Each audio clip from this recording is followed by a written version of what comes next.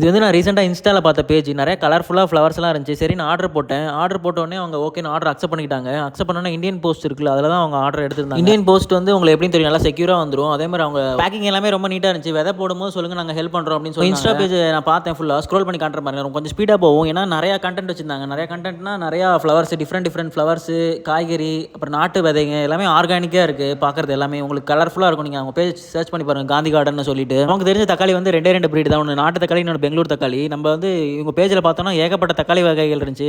தக்காளி மட்டும் இல்லாமல் எல்லா காய்கறியும் டிஃப்ரெண்ட் கலர் தான் இருந்துச்சு. நீங்களாம் பார்த்துருக்கே மாட்டீங்க. அதை நீங்கள் இவங்க இன்ஸ்டா இல்லைனா வாட்ஸ்அப் போய் பாருங்கள், உங்களுக்கு என்கொயரிக்கு உங்களுக்கே பிடிக்கும். எல்லாம் லோ ப்ரைஸ்லாம் கொடுத்துட்ருக்காங்க.